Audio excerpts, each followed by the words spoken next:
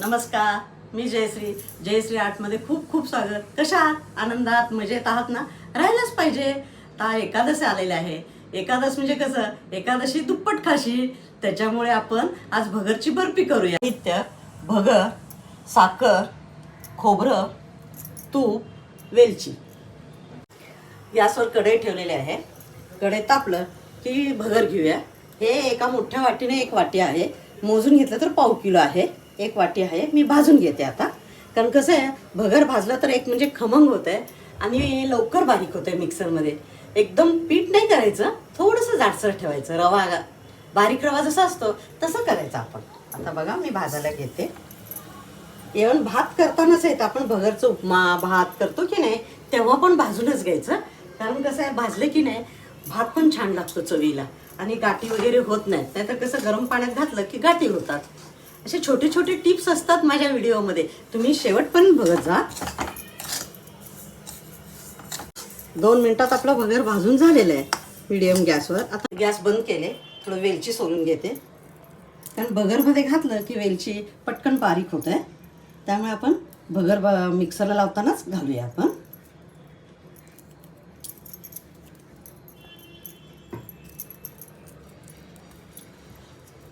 तसं वेलची कसं आहे, गरम जर केलं आपण, गरम करायचं थोडं, सालीसहित पण आपण बारीक करू शकतो. तर मी काय घातलेलं नाही कढईमध्ये गरम करायला, त्यामुळे आतलं वेलचीच घेते. भगर आणि वेलची दोन्ही मिळून मिक्सरमध्ये बारीक करून घेतलं आहे बघा. बारीक रवा जसा असतो ना तसं एवढं मोजून घेतलं. आता पूर्ण भरलेलं नाही पातेलं. आता ह्याच्याने आपण साखर घ्यायचं आहे, तेवढंच घेऊया साखर जेवढं पीठ आहे. कारण आपण एवढं खोबरं घेतलेलं आहे अर्धी वाटी, त्यामुळे आता जेवढं आहे भगरचं पीठ तेवढं साखर घेऊन पाक करायचं आपल्याला. ह्यात मोजून घेते. आता हे पीठ बाजूला ठेवते. आता मोजून घेतलेलं साखर ह्याच्यात घालते आणि ह्याचं पाक करून घ्यायचं. एक तारी पाणी घालते. साखर भिजेल एवढं पाणी घालायचं आणि आता पाक करायला ठेवूया आपण. इथं पाक होत आलेलं आहे. इथं मी ताटाला काय केले की तेल किंवा तूप काही लावू शकता तुम्ही. त्याच्यावर थोडं खोबरं भुरभुरलं आहे. आणि ह्या बर्फीला तुम्ही ओलं नारळ पण वापरू शकताय किंवा सुक्कं खोबरं पण वापरू शकताय. मी आज सुक्कं खोबरं वापरलं आहे. जर ओलं असेल तर ते जास्त दिवस टिकत नाही आहे. ओल्या खोबऱ्याचं कसं 2 दिवसात संपवावं लागतं आहे. सुक्कं असेल तर 1 आठवडाभर टिकतं आहे, त्यामुळे मी सुक्कं घेतलं आहे. ओलं असेल तर 2 दिवसात संपवावं लागणार, कारण ओल्या नारळाचं कसं लगेच खराब होतं आहे बर्फी.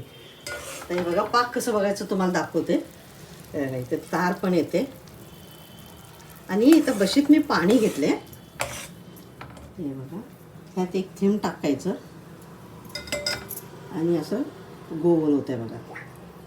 दिसलं तुम्हाला गोला? तर गॅस बंद करते. पातेला आपण खाली घेऊया आणि ह्याच्यात तूप घालूया. 2 चमचे तूप घालायचं, कारण तुपानं कसं मऊ होतं आहे मग. तर ह्याच्यात हे भगरमध्ये खोबरं घालूया आपण. दोन्ही एकत्र करून त्या पातेल्यात घालूया.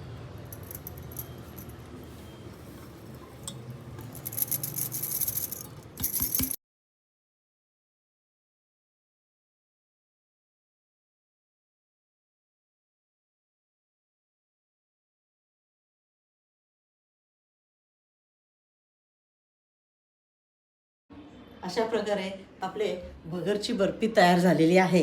तर इथं विठ्ठल रुक्मिणीला आपण नैवेद्य दाखवूया.